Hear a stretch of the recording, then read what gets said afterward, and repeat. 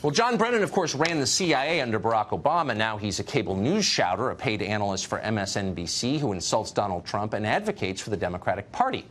Brennan no longer works for the federal government in any capacity. He holds no official post. And yet, according to two sources we spoke to exclusively today, Brennan retains perhaps the most valuable asset he had in government, a top-secret security clearance. This allows him to do what the rest of us cannot do: view classified government documents and, more critically, discuss classified topics with intelligence officials still working in government and then leak that information to the press. This is an awesome power. Our intelligence agencies keep America's most sensitive secrets. They hold highly personal information on every American, including you. It is terrifying to think that John Brennan still has access to any of that information. Brennan is an out-of-the-closet extremist. This week, he accused Donald Trump of treason, a death penalty offense. On Tuesday, he suggested it would be reasonable for the intelligence agencies to conceal information from the president. That's a violation of their charter and a violation of federal law. On Twitter, Brennan routinely makes florid threats, addressing his tweets directly to the president like a crazy person.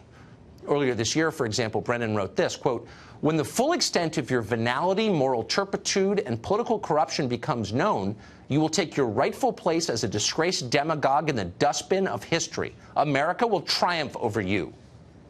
You could almost hear his fingers smashing the keyboard. Not a stable man.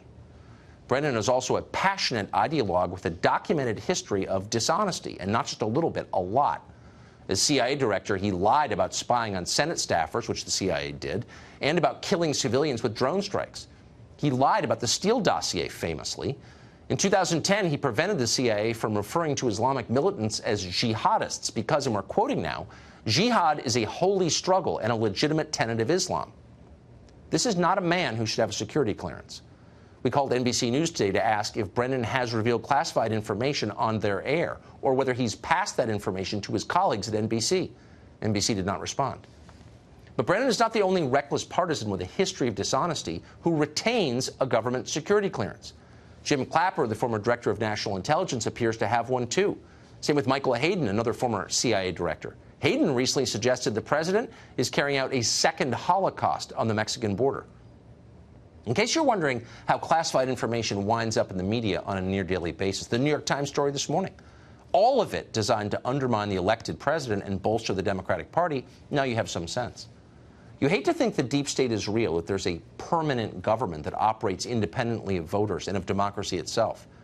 But as long as guys like this have security clearances, honestly, you've got to wonder.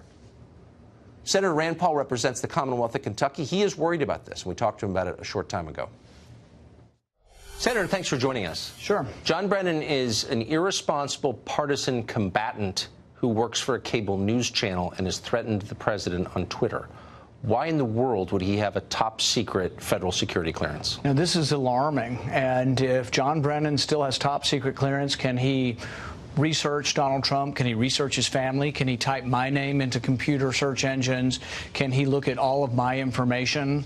It's alarming. If he has top-secret clearance, as unhinged as he is now, calling the president treasonous, saying basically that he's for, the death penalty for the president.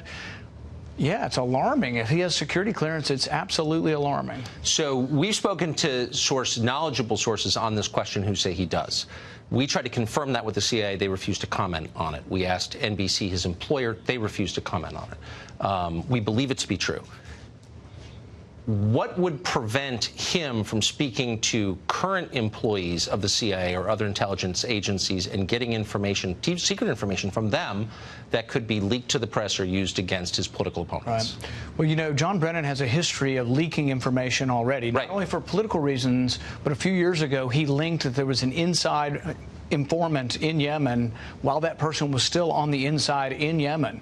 He put that person's life at risk. They all backpedaled, and they had to rescue someone out of Yemen who was at the heart of an al-Qaeda, project trying to discover what al-Qaeda's plans were in Yemen, but John Brennan leaked their name. So he's got a history of having a problem with leaking. Head of the CIA, who in their right mind would want to let him have the power still to search through everybody's records? But he's a private citizen who works for a cable news station. Can I get a top secret security clearance and find out government secrets and use them in the course of my job? I mean, what is this? No, I think it's completely crazy, and I think the idea that he could be passing secrets to the media, yeah, that's alarming. And then, well, what can be done? Well, what we're going to do is we're going to send a letter not only to the president asking whether he still has clearance, which I think the president might be interested in this issue.